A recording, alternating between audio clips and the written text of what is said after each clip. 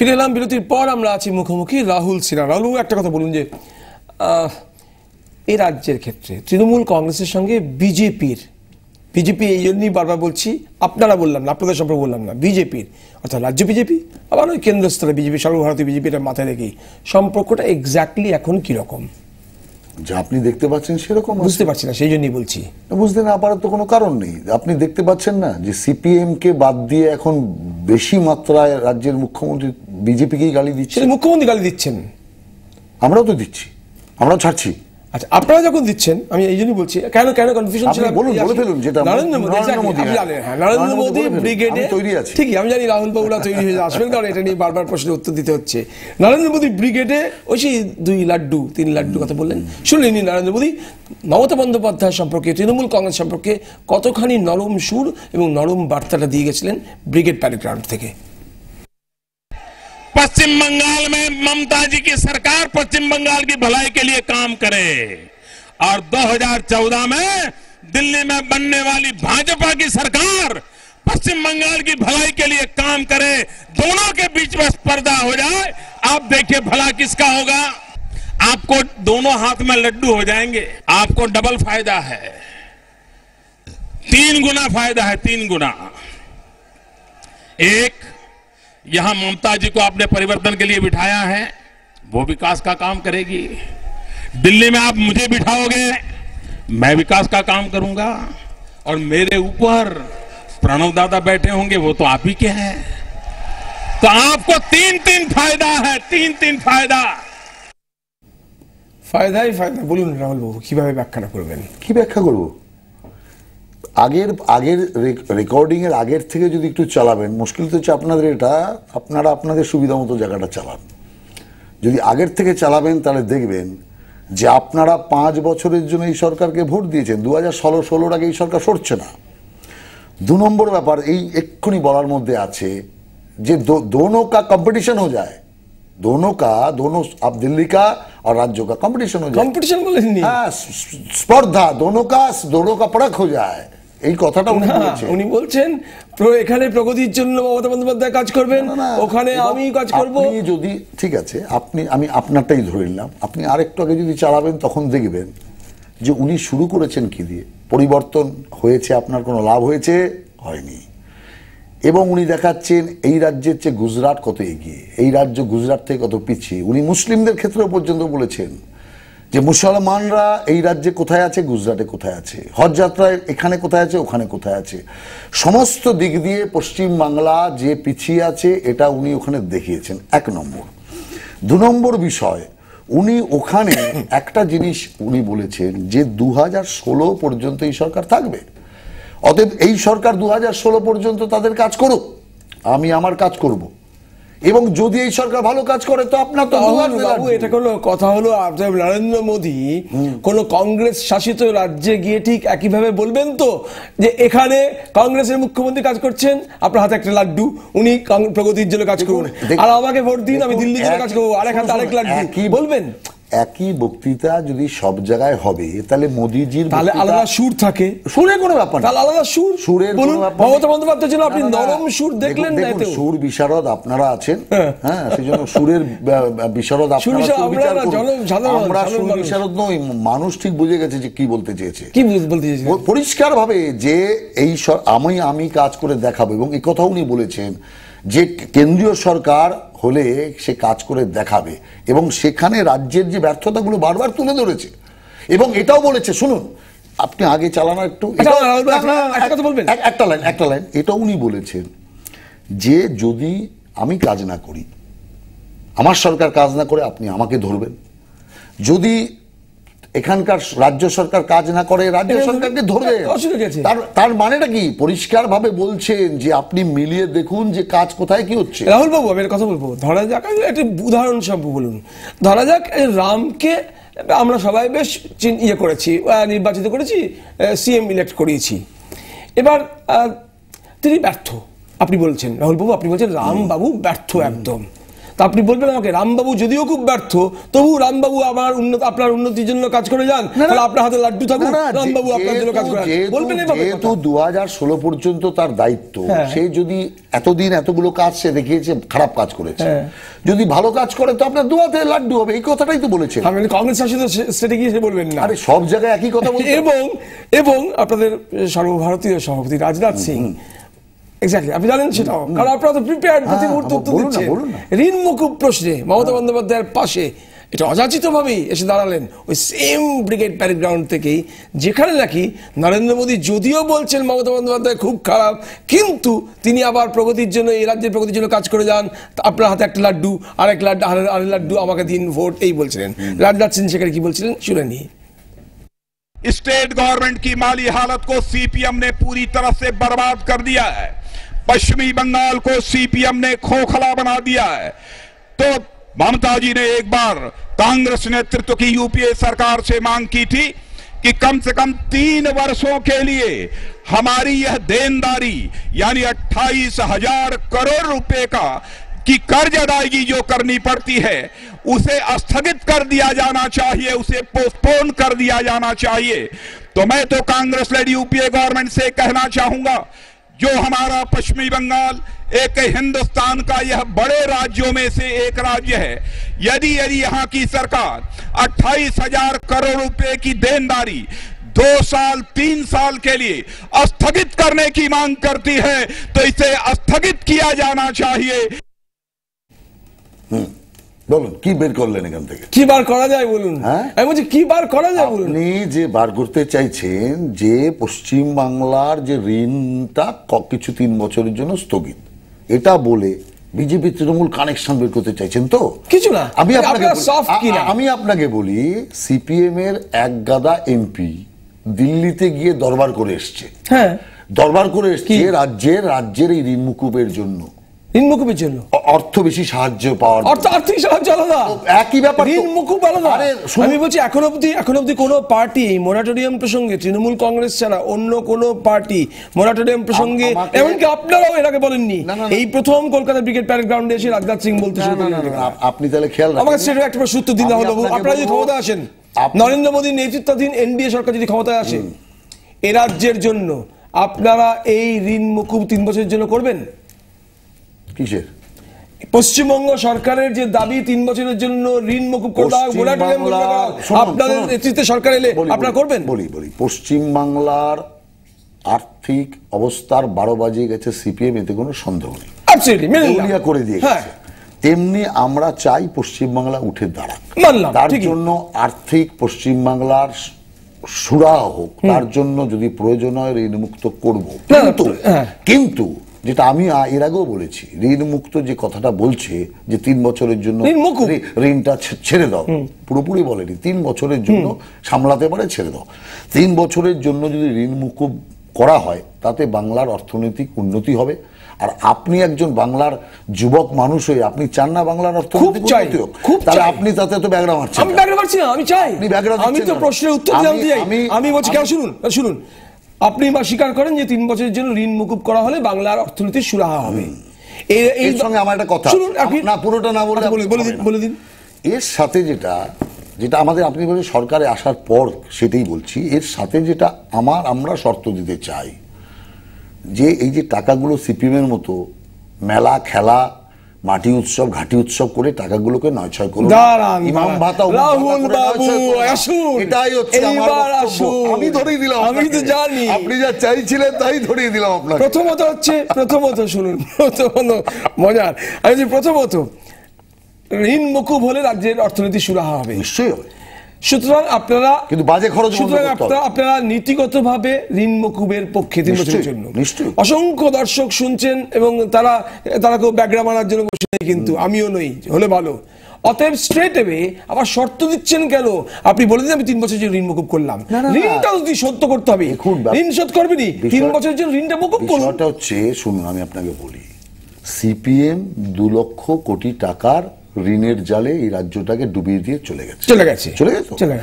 এরা এই সময়ের মধ্যে, এই সামান্য 3 বছরের মধ্যে আপনার 40,000 কোটি টাকা ধার করে ফেলেছে। 55,000, এখন 55 হয়ে গেছে। ধার করে করেছে। এই সময়ের মধ্যে সেই ধারের টাকাটায় কি হয়েছে আমাকে বলুন তো। না ওগুলো জানি। ধারের টাকাটা শুনুন, ধারের টাকাটা চোলাই মোদের ভাতা, ক্লাবে ভাতা, ইমামে ভাতা, ওখানে মাটি উৎসব, এখানে ঘাটি উৎসব, সমুদ্র উৎসব, পাহাড় উৎসব, এই করে টাকাগুলো নষ্ট হয়েছে। তা আমার বক্তব্য যে সরকারের টাকা নেই সেই সরকার টাকা ধার করুক, করে ডেভেলপমেন্ট করুক। আমার বক্তব্য হচ্ছে, আচ্ছা আপনি যদি এখন সরকার থাকতেন, বিজেপি যদি এখন সরকার থাকতেন, গত 3 বছর যদি সরকার থাকতেন, আপনার ঋণটা মকুব করতেন?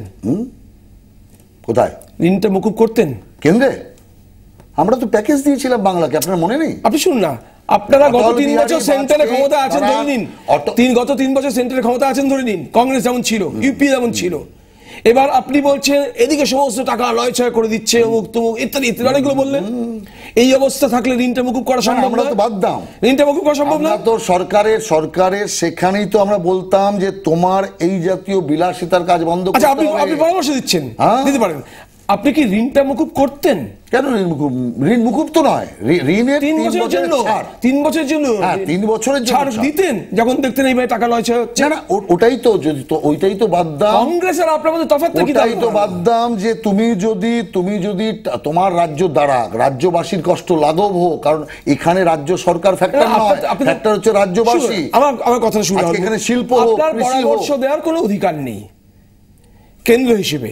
যদি কেন্দ্র রাজ্যকে এই ব্যাপারে একটা পয়সার পরামর্শ দিতে পারে না, আপনি যেটা করতে পারেন আপনি বলতে পারেন পরামর্শ না নেবে তাহলে ঋণ মুকুব করবো না।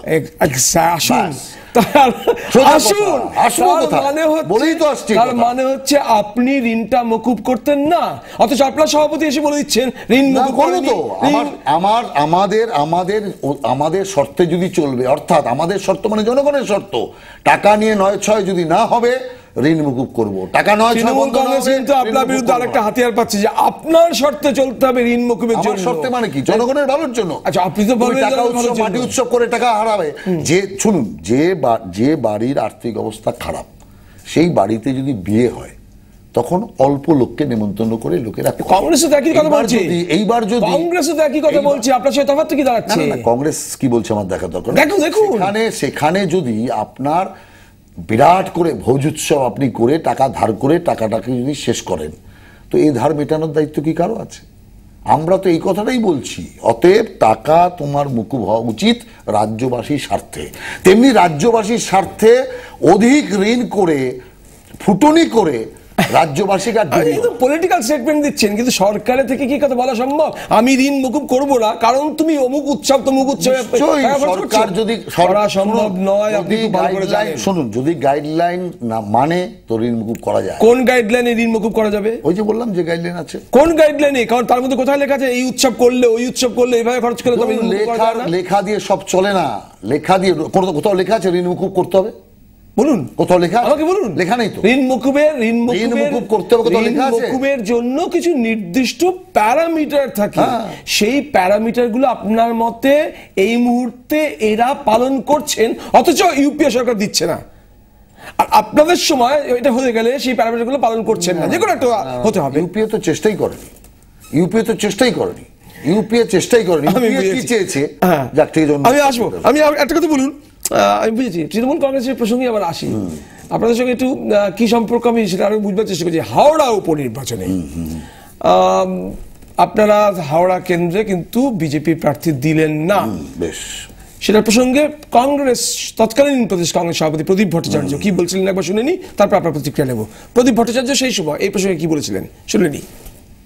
দিল্লিতে বিজেপির হাইকমান্ড তারা যদি মনে করেন যে তৃণমূল কংগ্রেসের সঙ্গে আমরা একটু ভাবসাব করব, আর ভাবসাব রাখার জন্য আমরা এখানে প্রার্থী দেব না, তাহলে তো সেটা আমাদের কাছে জলের মতো স্পষ্ট হয়ে যাবে যে মৌলবাদী শক্তির সঙ্গে তৃণমূলের গাঁটছড়া তৈরি হয়ে গেছে। বলুন, ব্যাপারটা হচ্ছে সদ্য দিদি ভাইকে হারিয়েছে, তো ওই জন্য শোকে কাঁদছে। কারণ তৃণমূল কংগ্রেস চলে যাওয়ার পর কংগ্রেসের তো অস্তিত্ব নেই। আমারটা বলেনি, মন্ত্রিত্বও গেছে, এতগুলো মন্ত্রী ছিল যা গাড়ি টাড়ি পেত, একটু কংগ্রেসের একটু ওজন ছিল, কেন্দ্রের সরকার রাজ্যের সরকার সেটা নেই, তাড়িয়ে দিয়েছে ঘাড় ধাক্কা দিয়ে। ওর জন্য রোদন করছে আমাদের ছেড়ে কেন ওদের কাছে গেছে। আমাদের কাছে আসেনি, আমরা নেব না। আমি তো মোদিজির সামনে প্রকাশ্যে ওখানে বক্তব্য রেখে বলে দিয়েছি যে আমরা নেব না। আপনারা বলেছেন, আপনি বলেছেন, খুব স্ট্রং ভাষা বলেছেন, শুনে নিন, নেব না। দ্বিতীয় কথা হচ্ছে যে হাওড়াটা আপনার বারবার আসছে, তো 100 বার বলেছি, এটা মানে 101 বার। যে পঞ্চায়েত ইলেকশন সামনে ছিল, আর্থিক দিক দিয়ে পশ্চিমবঙ্গ বিজেপির দুর্বল, এই অবস্থায় আমাদের শক্তি আমরা হাওড়াতে কনসেন্ট্রেট করতে চাইনি। সঙ্গে সঙ্গে আমার কথাগুলো মিলিয়ে দেখুন, আমি ওখানেই স্টেটমেন্ট করে বলেছিলাম, আপনার পুরনো যদি রেকর্ড ঘাটবেন তো আপনি পাবেন, যে সেখানেই বলেছিলাম যে লোকসভাতে 42টা লড়বো, কাটার লড়াই লড়বো, ছাড়বো না। আর আজকে এখন আপনি দেখতে পাচ্ছেন লড়াই এমন জায়গায় পৌঁছেছে যে এখনো তো ভোটের অনেক দেরি।